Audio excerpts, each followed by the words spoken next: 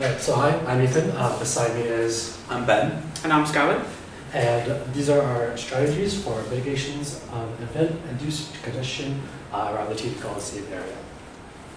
So our solutions that we propose were organized into first mile, last mile, and future developments. For our first mile, we are proposing HSR shuttle buses.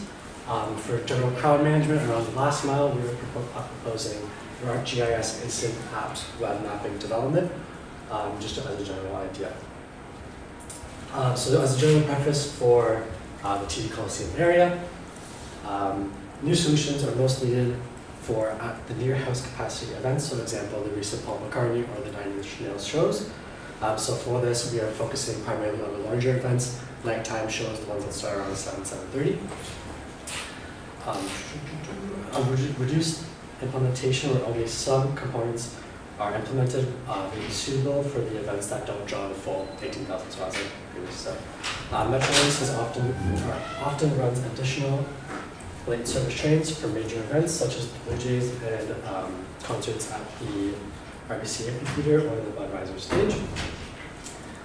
These late service trains allow us to design compatible transit operations to optimize for efficient movement of fans and the mitigation of traffic problems associated with major events.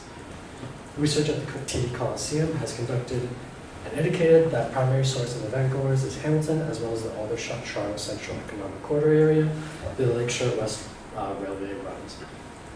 Following this is also the Gulf Kitchener and Waterloo line as well. The planned shuttle service is inspired by the local Hamilton events that also provide free shuttle services, such as the Hamilton Tiger Games and the Wine Peach Festival. This would enhance the first and last mile connections for travel around the general Hamilton area. All right, so our first shuttle hub that we're proposing is located at Lime Ridge Mall. We chose Lime Ridge Mall due to it being accessible to the majority of Hamilton Mountain residents and Ancaster residents. Lime Ridge Mall also has a lot of open parking spaces for cars at that time, since events usually start around 6 or 7 p.m. Lime Ridge Mall is also used by the Hamilton Tiger Cats as a shuttle hub for their games.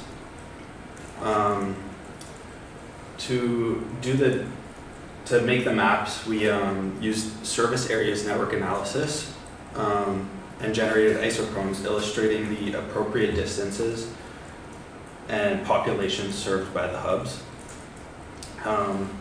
We added a barrier starting at the escarpment and running along Gage Street, cutting off downtown Hamilton, just due to their location close to TD Coliseum and other bus routes that can service them easier than the shuttle would. We found population statistics through the Dissemination Areas Census Tracts of Canada from 2021, where we found that this shuttle hub would service around 320,000 people, and they could all reach Lime Ridge within 15 minutes of driving. All shuttle hubs that we will be talking about in this presentation will have drop-off at the McNabb Transit Terminal, which is close to TD Coliseum and already has built-up infrastructure which won't impede roadways like King Street. And environmentally, this solution will reduce traffic in the city downtown, thus reducing emissions from vehicles. The second shuttle hub that we located was Eastgate Square, so this is located more on the eastern Hamilton Stony Creek side. It provides roughly 4,350 parking spaces for these people. It also kind of attends to some of the upper mountain area as well, as transit kind of can go straight down through Centennial Parkway.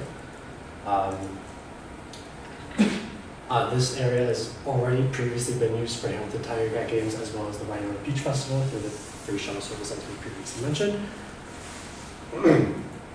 The map shows the same network analysis method, with the same barriers utilized as well, yielding a population of around 255,000 residents within the total 15-minute drive.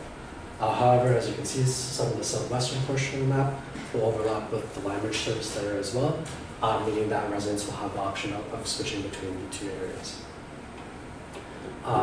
Given data from the Hamilton Tiger Cats shuttle schedule, buses typically start at around 2 hours before the kickoff. So we're just proposing that for TD Coliseum for shows starting around 7 o'clock, shows starting, not doors opening at 7, that they start roughly 2 hours beforehand. This gives a wide demographic of people to show up before if they want to go to restaurants or things of that such. And after the show ends, again, because everybody is kind of leaving at the same time, we estimate roughly a 30-minute to an hour window where everybody can get on transit to get back to where they need to be. And this probably leads to around 12 p.m., seeing that shows end around 11 o'clock.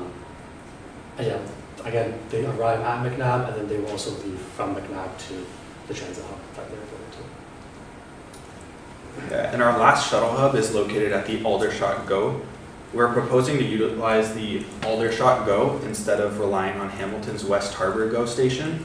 This is because the West Harbour GO station doesn't typically have many late running trains, while Aldershot regularly has late and more frequent trains during weekdays when concerts will run.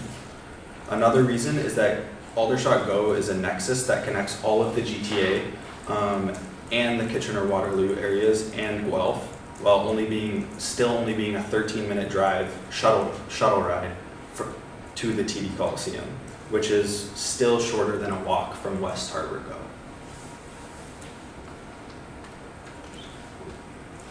And then, as you can see, can't really see, but Route 17 on the bus goes straight to Aldershot, and then as well as the Lakeshore, which connects to Union, which connects everywhere.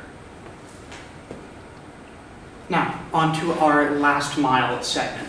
A large problem at TD Coliseum is crowd management on the day of the event.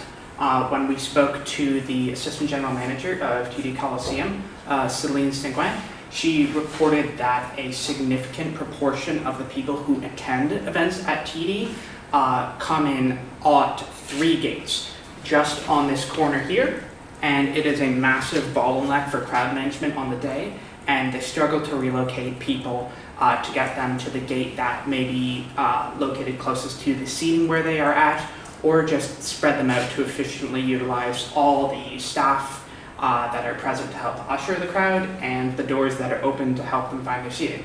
An additional problem is that some of the demographics vary on a show-by-show basis.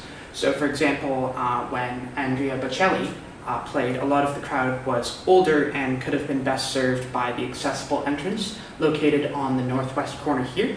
So our solution is to use an instant app from Esri to create a web application and use URL parameter encoding to place a customized route that we have determined onto the ticket, so that the person can simply click this link and have this open in a web app and guide them to the entrance. And we have made it quite obvious what entrance we would prefer to be used in this instance. Of course, the model we use to assign entrances on a per seating section basis can be adjusted as we gather more data moving forward. And in terms of future actions, there's a lot of little tweaks that could still be made at TD. One major action item that we propose is the formation of a collective bargaining association to lobby for the development of railway infrastructure along the Lakeshore West corridor. This is something that's been in discussion at the government for quite a long time, and it's been stalling out a little bit. There are lots of venues in the area and people who would stand to benefit from this, and we think the expenditure of resources in that aspect could lead to an improved experience for all of the substantive event venues in the area. And I will leave it there. A lot of small tweaks that would not be terribly applicable to the geomatics aspect of this, but was something that we would present to Andrea Seguin in person. So I'll leave it there, and if you have any questions, feel free to ask.